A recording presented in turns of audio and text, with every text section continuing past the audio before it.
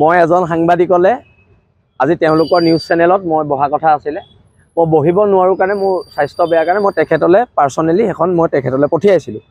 তেখেতে এখন আমাৰ শক্তি কেন্দ্ৰীয় আছিলে দেই আমাৰ শক্তি গ্ৰুপ এটা আছে শক্তি কেন্দ্ৰীয় এটো গ্ৰুপৰ যদি কিন্তু মই বিশ্বাস মোৰ ককাইদেউ হয় মই বিশ্বাসত পঠিয়াইছিলো বাৰু যি কৰিলে কিন্তু কথাটো হৈছে এনে কিছুমান মানুহে ফুৰ্তি পাব নালাগে যে অখিল গগৈ আমাৰ চিফ সেক্ৰেটাৰীলে পত্ৰ দিলে বিলাসী থানা দুভাগ হৈ গ'ল দেই এটো ফুৰ্তি পাব নালাগে ফটকা ফুটাব নালাগে হা আৰু মই একাৰণে কৈছো মই বিলাসী থানা নিজেই লৈছো মই একচুয়ালি অব্যাহতি বিচাৰিছিলো মই 2 মাহৰ অব্যাহতি বিচাৰিছিলো কিন্তু বৰ্তমান অসমৰ যেটো পৰিবেশ পৰিস্থিতি সংগঠনে আলোচনা কৰি হৰকুমাৰ গগৈৰ লগত মই এতিয়া জাজিত বহিছিলো আমি একেলগে ভাত খাইছো তাত মোক হৰয়ে কৈছে যে তই 2 মাহৰ অব্যাহতি ল'ব নোৱাৰ আৰু এমাহৰ কাৰণে কেৱল মাত্ৰ বিশ্ৰাম দিয়া হ'ব আৰু মোৰ এটা অপাৰেচন কৰিবলগীয়া আছে আৰু অপাৰেচনতকৈ ডাঙৰ কথা হৈছে মোৰ ভন্টি আহি আছে মোৰ ভন্টি ডুবাইত থাকে তাই ডুবাইৰ পৰা আহি কাইলে পাবহি তাইক লৈ মই অলপ ফুৰাবল যাম নহলে তাই খুব কাজিয়া কৰিব তাইক মই ফুৰাব নিবই লাগিব আৰু কিছুমান আৰু অকল পৰিয়ালক সময় দিয়া খুব প্ৰয়োজনীয়তা আহি পৰিছে কিন্তু কোনো এটো কথা ভাবি উৎফুল্লিত হ'ব নালাগে যে বাংলাদেশৰ বিৰুদ্ধে আমাৰ আন্দোলনখন ৰখি যাব বীৰ লাচিত থানক হাজাৰ হাজাৰ সৈনিকে বাংলাদেশৰ বিৰুদ্ধে অভিযান চলাই যাব কাইলে বা পুনৰ অভিযান চলিব আজি আমি খৌখিদিনা আমগুৰিত এজন সন্দেহযুক্ত বাংলাদেশীয়ে অষ্টম শ্ৰেণীৰ ছোৱালী এজনী কিডনেপ কৰি লৈ গৈছে অসম পুলিচ অসম চৰকাৰ এতিয়ালৈকে ছোৱালীজনীক উদ্ধাৰ কৰিব পৰা নাই তাৰ আমাৰ আপত্তি আছে চৰকাৰ ফেইলিয়াৰ হৈছে এতিয়া যদি চৰকাৰ ফেইলিয়াৰ হয় আমি 48 ঘণ্টা সময় দিছো তেন্তেটো আমগুৰিত হুলস্থুল হ'ব বীৰ লাচিত থানা সৈনিকে খুদাই নেৰিব আপুনি যিখন পত্ৰ এতিয়া ৰাজহুৱা হৈছে পত্ৰখন গোপনীয় আছে পত্ৰ এখন বিশ্বাসত দিয়া ককাইদেউ এজনে স্পষ্টকৈ নামটো স্পষ্টকৈ মই নামটো নকওঁ মই সদায় শুনক আজি যিমানে নাগৰিক সভাটো হোৱা নাই আজি ৰাইজৰ দলৰ সভাত যিখিনি প্ৰস্তাৱ ল'লে আমিতো সেইখিনি নেমানো এখন ৰাইজৰ দলৰ সভাহে হৈছিলে আজি ৰাইজৰ দলৰ সভাৰ আমি কোনো প্ৰস্তাৱ নেমানো আৰু অখিল গগৈ ফুৰ্তি পাব নালাগে যে ৰন্দু পানী ফুকনৰ শৃংখল চলিয়াৰ মাজত কাজিয়া হৈছে বুলি বীৰ লাচিত থানাক দুভাগ কৰিবলৈ চৰকাৰ বিফল হৈ গ'ল চৰকাৰী গোটেই যন্ত্ৰ বিফল হৈ গ'ল এখন লাভ লেটাৰে বীৰ লাচিত থানাক দুভাগ কৰিব নোৱাৰে আৰু যেতিয়ালৈকে আমি জীয়াই আছো বীৰ লাচিত থানাৰ এই সত্তাটো একত্ৰিত হৈ থাকিব আৰু আজি এইবোৰ যিবিলাক দুষ্ট চক্ৰৰে যিবিলাক নিউজ বজাইছে তাৰ পিছৰ পৰা বীৰ লাচিত থানা আৰু ষ্ট্ৰং হ'ব আমি আৰু একতাৰে আগবাঢ়িম আজি এটা ৰন্দুদাই ফেচবুক যোগে গোটেই কথাখিনি জনাই আছে বৰ্তমান মই চাই আছিলো এতিয়া আপোনালোক আহাৰ কাৰণে মই চাব পৰা নাই আকৌ চাম আৰু অনাগত দিনত এখন ঐক্যবদ্ধ সংগ্ৰাম হ'ব আৰু দেশ আৰু জাতি প্ৰতি যদি ভাবুকি আহে শৃংখল চলিয়াই বীৰ লাচিত থানাৰ এজন সাধাৰণ সৈনিক হিচাপে নৰিয়া দেহাৰে যুঁজিবলৈ আগবাঢ়ি আহিব আপুনি ডক্টৰে কৈছে এইটো সংগঠনে নহয় আমি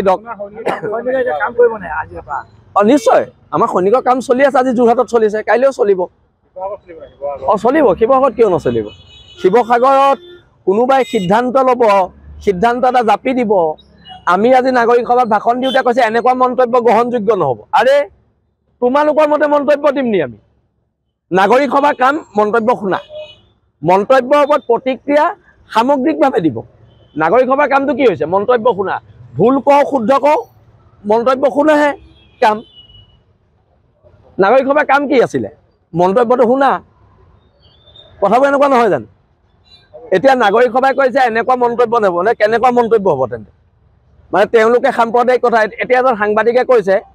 তেওঁ নিশা বোলে 12টালৈকে আছিলে তাত কোনো ধৰণৰ সাম্প্ৰদায়িক ধ্বনি দিয়া নাই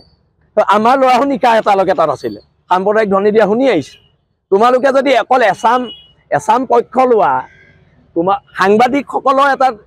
দায়িত্ব কি নিৰপেক্ষতা অৱলম্বন কৰিব লাগিব সাংবাদিকৰ দায়িত্ব সাংবাদিক জাজ হ'ব নোৱাৰিব নহয় আজি ইয়াত জাজ হোৱা দেখা গৈছে যে তেওঁলোক আছিলে কোনো সাম্প্ৰদায়িক মন্তব্য দিয়া নাই প্ৰমাণ কৰিব লাগিব যে সাম্প্ৰদায়িক মন্তব্য দিয়া নাই আৰু মই এইটো কথা স্পষ্টকৈ কৈছো সাম্প্ৰদায়িক মন্তব্য দিছিলে কিয় ভয় খাইছে আপোনালোকে ক'বলৈ ভোট ভাঙিব কাবাৰ ভোট ভাঙিব সেইকাৰণে ভয় খাইছে কিন্তু সাম্প্ৰদায়িক মন্তব্যটো দিয়াটো দিছে আৰু মই আজি এই সংবাদ মাধ্যম বিশেষকৈ শিৱসাগৰ সংবাদ মাধ্যম সকলোকে ধন্যবাদ জনাইছো এইকেইদিনৰ জাতীয় জীৱনত আপোনালোকে বীৰ লাচিত থানাৰ প্ৰত্যেকটো কথা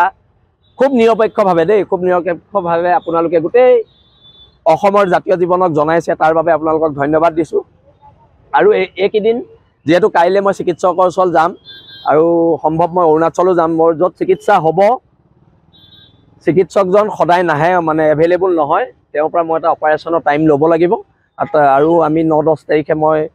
আমাৰ পৰিয়াল সহিত আমি অৰুণাচল যাম আৰু তাৰ বাবে মই সকলোকে এতিয়া মই ধন্যবাদো জনাইছোঁ আৰু পুনৰ কৈছোঁ সাংবাদিকসকল নিৰপেক্ষ হোৱাটো বিচাৰোঁ। আমিতো সৰু মানুহ, কিন্তু আজি ডাঙৰ মানুহবিলাকে নিৰপেক্ষতাৰ ভূমিকাটো নল'লে, ডাঙৰ বুদ্ধিজীৱীসকলে শিৱসাগৰৰ যিটো নিৰপেক্ষ হ'ব লাগে নিৰপেক্ষ ভূমিকা নল'লে।